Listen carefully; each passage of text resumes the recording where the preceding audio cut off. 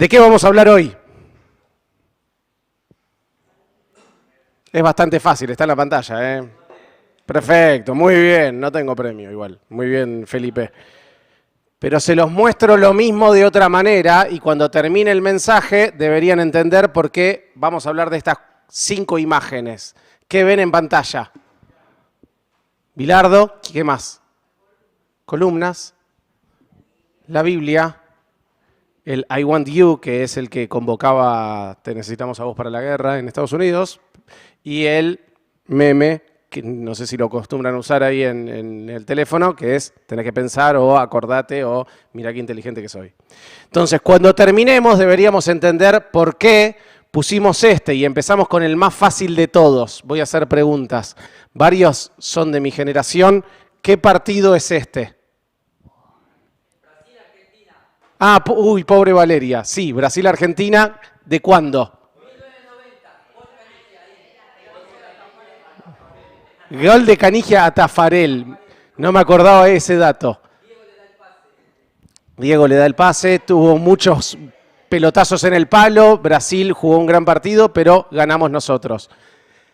¿Qué pasó en el entretiempo de este partido?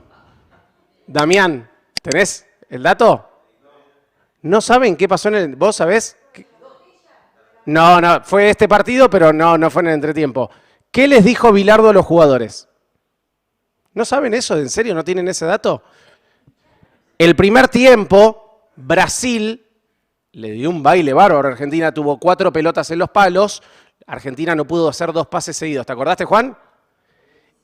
Entonces, generalmente cuando tenés un primer tiempo así, entra el técnico y empieza a dar indicaciones. Y Bilardo llegó y se sentó y no dijo nada. Y de repente tocan la puerta diciendo, es tiempo del segundo tiempo. Y él se levanta y se va. Y los jugadores que sabían que habían jugado muy mal, se lo quedaban mirando como diciendo, no va a dar ninguna indicación. Y él se está yendo, vuelve y dice, me olvidé, los de amarillo son los rivales, no se la pasen más. Y se va. Bueno, ¿por qué digo esto? El ejemplo lo saqué de un libro de MacArthur, pero me gustó porque el ejemplo era similar, él lo hacía con fútbol americano. Porque la cita que vamos a hacer hoy, era bastante básico lo que les decía Bilardo, no se la pasen a los de amarillo. Pero necesitaban recordar cuestiones básicas. Entonces, lo que le recuerda ahora son cuestiones que Timoteo ya sabía. Pero les venía bien y nos viene bien a nosotros recordar cuestiones que son bastante básicas, pero que siempre son importantes de recordar. Vamos a leer 1 Timoteo 3, 14, 15 y 16. Dice, esto te escribo, aunque tengo la esperanza de ir pronto a verte, para que si tardo, sepas cómo debes conducirte en la casa de Dios, que es la iglesia del Dios viviente, columna y baluarte de la verdad, e indiscutiblemente grande es el misterio de la piedad. Dios fue manifestado en carne, justificado en el Espíritu, visto de los ángeles, predicado a los gentiles, creído en el mundo, recibido arriba en gloria. Vamos a verlo, estos 3 versículos, en 3 secciones, que no obligatoriamente son los 3 versículos, que es el motivo de la carta, como que todos de a poco le vamos copiando a Dami en usar las letras. El motivo de la carta, la misión de la iglesia y el misterio de la piedad, todos con M. Así lo tenemos bien prolijito. Entonces, empezamos con el primero. Motivo de la carta. Empezamos por esa parte en amarillo. Aunque tengo la esperanza de ir pronto a verte. No sabemos si el encuentro se pudo dar. Sí sabemos que en la segunda carta, lo más probable es que no haya sucedido el encuentro. Que no se hayan podido encontrar Pablo y Timoteo y que Pablo haya muerto antes de poder encontrarlo. Porque en la segunda carta le dice, vení pronto a verme. De manera que si se vieron fue después de la segunda carta, no en el medio entre esas dos. Esto sucede en el año 64, Pablo muere en el 67. De manera que no sabemos si el encuentro sucedió, es muy probable que no. Ahora, ¿por qué le dice, aunque tengo la esperanza de... O sea, ¿para qué le escribe si tiene la esperanza de ir pronto a verlo? Pueden ser dos hipótesis. La primera es, tengo la esperanza de ir pronto a verte, pero lo que tengo que decirte es muy importante y no puedo esperar a ir para allá. La otra es que digas, bueno, ya te lo dije en persona cuando te pedí que te quedes en Éfeso, pero te lo quiero mandar por escrito para que lo uses, para que salgas a decir, miren, me lo está diciendo Pablo, y lo puedas usar con la gente de ahí, porque la tarea que le había encomendado era difícil. Cualquiera de las dos, o posiblemente hayan sido las dos, ya le haya dicho que tenía que ordenar la iglesia cuando le pidió que se quede, que era el objetivo por el cual se quedaba, ordenar la iglesia de Éfeso, pero al mismo tiempo le diga, te lo recuerdo, como diciéndole, no se la pases a los de amarillo, te recuerdo el motivo por el cual te dejé ahí, y al mismo tiempo le dice, y podés usarlo escrito si necesitas como fundamento para el resto. Pero les estaba diciendo, por ese motivo es que les dice, tengo la esperanza de ir pronto a verte. Ahora, la pregunta que surge, y lo dejé para antes, es, esto te escribo, ¿a qué hace referencia esto? ¿A toda la carta? ¿Al capítulo 3 de diáconos y pastores? ¿Al capítulo 3 y al capítulo 2, que también hablaba de las mujeres, que habíamos visto? ¿Al capítulo 1, que habla de la sana doctrina? ¿A todo? La verdad que no tenemos la respuesta. Todo era importante. Todo lo que le venía diciendo era importante, de manera que seguramente es a todo lo anterior es que te estoy escribiendo, no solo una parte. Y continuamos. Para que si tardo, sepas cómo debes conducirte en la casa de Dios.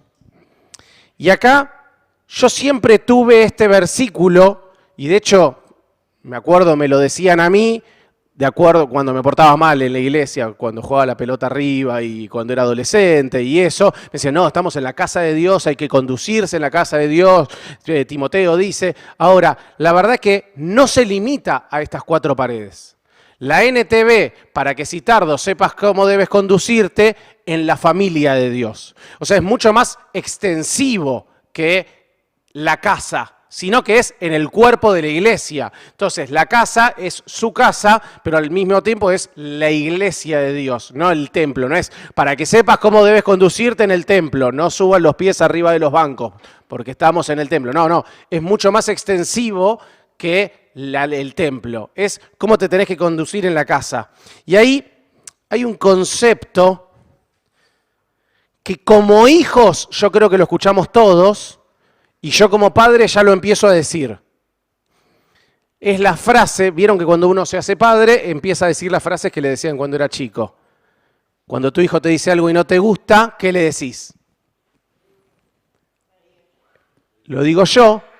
Esta es mi casa, cuando vos tengas una casa, lo harás como vos quieras. Acá se hace así porque esta es mi casa.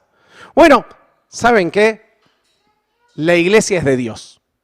Y se hace así porque le amamos, porque su voluntad es buena, agradable y perfecta, porque todo lo que decide Él obra para bien, porque estamos agradecidos por la salvación. ¿Y sabés por qué te tenés que conducir así? Porque está la casa de Él. Y mi mamá la frase la acompañaba con un santo, que era, y san se acabó. O sea, no se discute más porque esta es mi casa. Bueno, nosotros tenemos que actuar bien, tenemos que conducirnos bien en la casa de Dios. ¿Por qué? Porque estamos agradecidos, porque su voluntad es buena, agradable, perfecta, por todo eso. Y si con todo lo anterior no te alcanza, ¿por qué está la casa de Dios? Y en la casa de Dios, Él dispuso autoridades. Entonces, así como en las casas hay autoridades, el padre es el referente de la casa, los padres son los referentes de los hijos. La semana pasada eso lo acompañábamos diciendo en la iglesia también se dispusieron autoridades. Ahora, en esta casa Él es la autoridad. Me sirve un ejemplo. Lo voy a dar con mi suegro, pero tengo el prejuicio, y lo confirma después Damián en todo caso, de que Orlando, Elías seguro sí, es más o menos parecido. Generalmente con mi esposa, con mis hijos, vamos a comer a casa de mis suegros. Habitualmente. Y cuando vamos a comer a casa de mis suegros, ponele, si hizo asado, él decide los tiempos. Y cuando te vas a sentar, te dice, no, vos ahí no, vos sentate ahí. Él decide. Y él decide, se sienta en la esquina, y él decide quién ora. Dice, hoy ora tal, hoy ora tal. Y es su casa. Eventualmente, muy eventualmente, los invitamos a comer a casa. Y mi suegro quiere ejercer autoridad. A ver, vos vení acá, vos traigan esta mesa. Y es mi suegra la que le tiene que decir, Carlos, no es la casa, no es tu casa, es la casa de ellos. Deciden ellos. Entonces, lo tiene que ubicar diciéndole, no es, o sea, vos tenés la autoridad en tu casa. Bueno, nosotros a veces queremos ser así en la iglesia. Queremos, no, mira, esto a mí me gusta de tal manera, me gusta de tal otra. Bueno, ¿sabés qué? ¿Cómo debemos conducirnos? Lo decide Dios, porque Él es la autoridad y esta es su casa. Entonces, ¿qué es lo que nosotros tenemos que apoyar o no apoyar, sostener o no sostener? Al fin y al cabo lo decide Él. Continuamos. Terminamos entonces con el motivo de la carta. Vamos a la misión de la iglesia. Dice, hablábamos que cómo debes conducirte en la casa de Dios, que es la iglesia del Dios viviente, columna y baluarte de la verdad. ¿Qué es la iglesia del Dios viviente? Lo podemos usar como referencia de no estamos en una casa cuya autoridad no está. No estamos en una casa de alguien que está de viaje. Estamos en una casa cuya autoridad está presente. Entonces, porque el Dios está viviente, está presente, está ahí. Entonces, no es alguien que esté de visita, ya que hacíamos la referencia a la casa y la autoridad de la casa. Ahora, ¿qué es columna y baluarte? Baluarte es el fundamento, es como si fueran las bases. ¿Qué es columna y baluarte? Está buena la referencia porque seguramente en Éfeso, en la ciudad de Éfeso, alguna vez lo vimos, había un megatemplo con 25 columnas a la diosa Artemisa o Diana.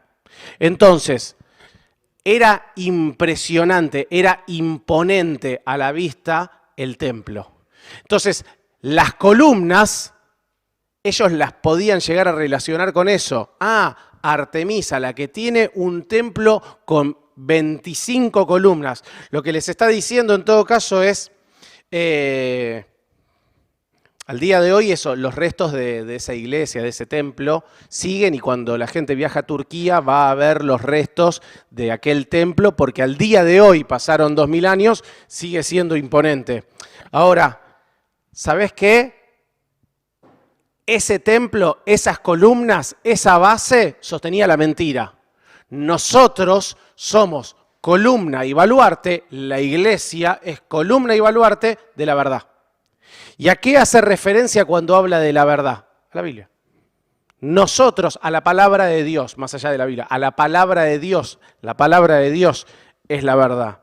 Entonces, hace referencia de que nosotros somos los que la sostenemos. Fíjense que la iglesia no es la verdad. La iglesia sostiene la verdad. Nosotros, en el rol de iglesia, somos los que tenemos que fundamentar, tenemos que ser la base y tenemos que ser la columna de los que sostienen la palabra de Dios. Continuamos, avanzando. Misterio de la piedad. E indiscutiblemente grande es el misterio de la verdad. Perdón, muy bien, gracias. Me equivoqué, me siento mal. No, mentira. Indiscutiblemente grande es el misterio de la piedad. Entonces, el grande se podría, no sabemos, hay algunas cuestiones que son conjeturas que no sabemos si Pablo lo escribió por ese motivo o no, pero capaz que les estaba escribiendo a la iglesia de Éfeso. Pero ¿se acuerdan en Hechos 19 cuando Pablo estuvo en Éfeso e intentaba predicar que lo que gritaba todo el pueblo es grandes Diana, o Diana, grandes Diana, grandes Diana. Y él no podía predicar porque todos gritaban grandes Diana, grandes Diana, grandes Diana. Bueno, lo que les está diciendo ahora es, ¿vieron que ustedes me gritaban grandes Diana? Bueno, Diana sostiene mentiras. Grande es el misterio de la piedad. Grande de en serio es Dios. O sea, si quieren saber que es grande, sí. ¿Saben por qué? Justamente por lo que sigue. Porque fue manifestado en carne, justificado en el Espíritu, visto a los ángeles y todo lo que sigue. Ahora, eso que aparece ahí abajo, Dios fue manifestado en carne, justificado en espíritu, visto de los ángeles, predicado, fíjense, era un himno de la época. Era un himno que cantaba la iglesia primitiva, debía ser conocido por ellos. Entonces, él le hace referencia a un himno de aquella época. Y fíjense que el himno tiene como la correlación propia de los himnos, que termina haciendo como el paralelismo. Entonces le dice, fue manifestado en carne, fue justificado en el espíritu, carne-espíritu, contraste. Visto por los ángeles, predicado a los gentiles, hombres, ángeles, hombres, contraste. Creído en el mundo, recibido arriba en gloria, mundo, cielo, contraste. Entonces como que el himno iba haciendo cierto contraste de cómo funcionaba en sus distintas frases, pues no son estrofas. Dios fue manifestado en carne, los repasamos rápidamente. El verbo de manifestado no habla de algo creado, sino que es un verbo que demuestra que fue hecho visible. Algo similar a Colosenses cuando dice se hizo visible, algo que ya existía, algo que ya preexistía de antes. Bueno, entonces se hizo visible, es la imagen del Dios viviente. Obviamente cuando habla de fue manifestado, fue mostrado en carne, carne no es la parte de pecado, sino la parte física de cuerpo. Justificado en espíritu. Fíjense que lo que muestra, y después lo dice recibido en gloria, es como que el espíritu convalidó a Jesucristo. Entonces, al fin y al cabo, lo convalidó al darle la resurrección, si no, no hubiera resucitado. Visto de los ángeles tuvieron participación a lo largo de toda la vida de Jesús. Desde el anuncio, José lo fortalecieron en Getsemaní, lo ayudaron en la tentación, los ángeles aparecieron a las mujeres, había presentes cuando Cristo resucitó, había ángeles presentes cuando ascendió, o sea, los ángeles estuvieron siempre.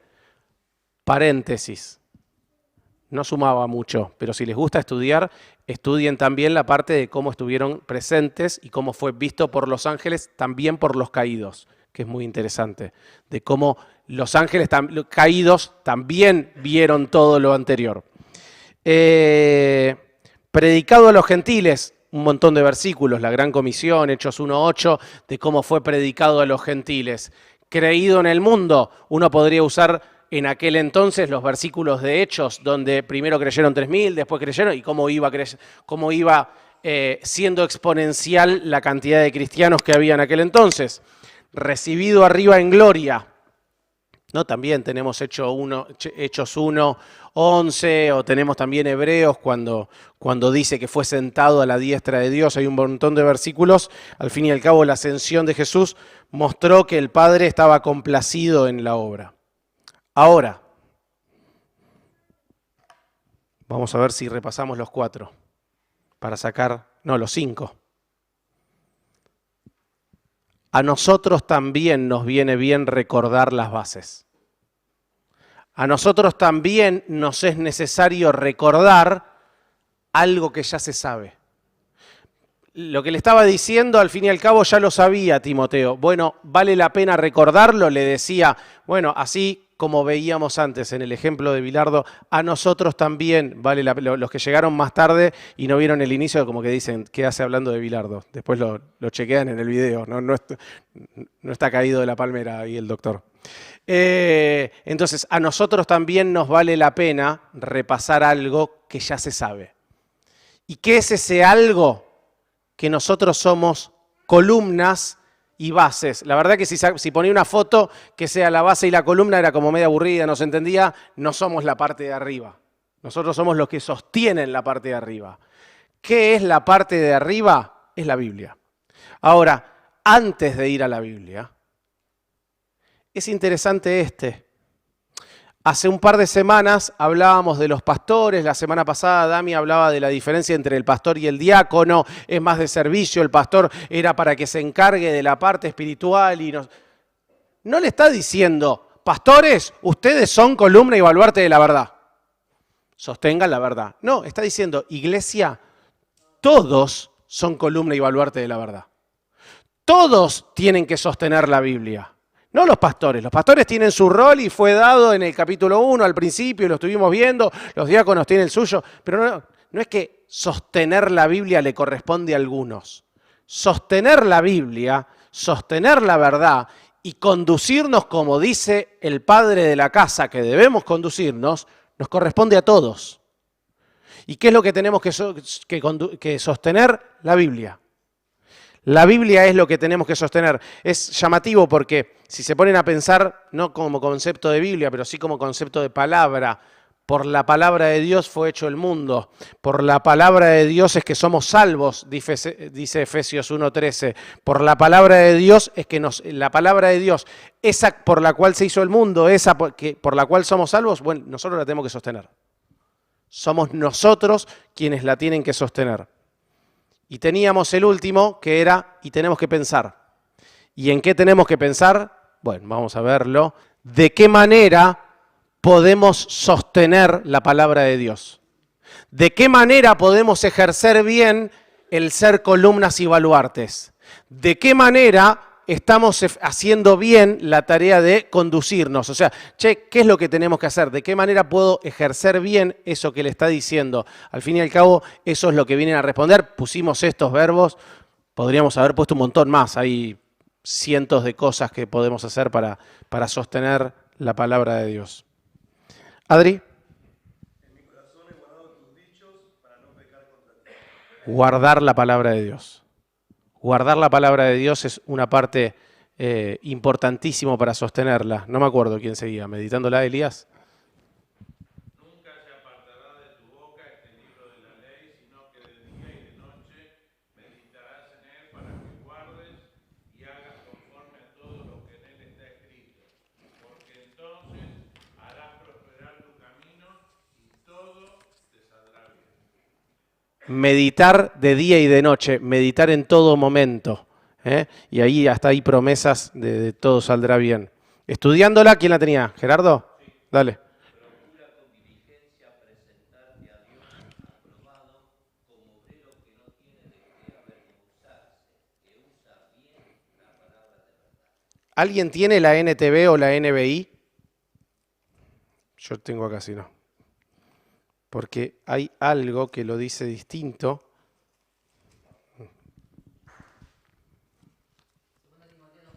2:15, ¿lo tenés? Para poder presentarte delante de Dios y recibir su aprobación. Sé un buen obrero, alguien que no tiene de qué avergonzarse y que explica correctamente la palabra de verdad. Y que explica correctamente porque previamente le dijo, esforzate.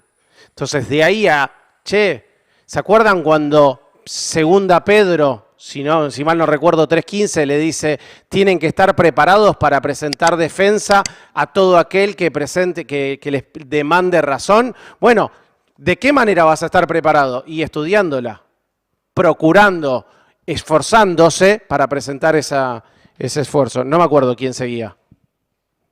¿Quién tenía obedeciéndola? Rubén. Y él dijo antes, bienaventurados los que oyen la palabra de Dios y la guardan. Y la guardan y la obedecen, similar al primero también. Predicándola, ¿quién tenía? Que prediques la palabra, que estés a tiempo y fuera de tiempo, redarguye, reprende, exhorta con toda paciencia y doctrina. Perfecto. Aplicándola, Lu.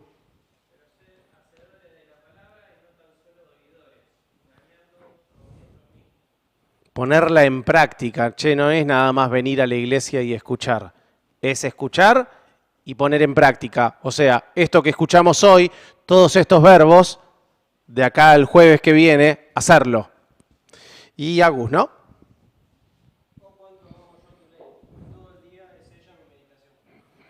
cuánto amo tu ley, cuánto amo amar la palabra de Dios. Amar la palabra de Dios. Miren, pusimos estos verbos, podríamos haber puesto cientos de otros, de lo importante que es cómo nos comportamos nosotros respecto a la verdad, respecto a la palabra de Dios. Y algo importante para terminar, esto que acabamos de ver aplica a aquellos que somos hijos de Dios, aquellos que somos parte de la familia de Dios. Para aquellos que no son parte de la familia de Dios, el mensaje de salvación es que Dios fue manifestado en carne, Dios se hizo carne, vino al mundo, fue justificado en espíritu, fue predicado a los hombres, fue creído. Entonces, eso es el mensaje de salvación, que uno pueda estar convencido de que ese Dios se hizo hombre, murió por nosotros en la cruz por nuestros pecados y que si nos arrepentimos, podemos nosotros ser parte de esa familia. ¿Por qué? Por su salvación. Entonces, al fin y al cabo es porque Él hizo la obra.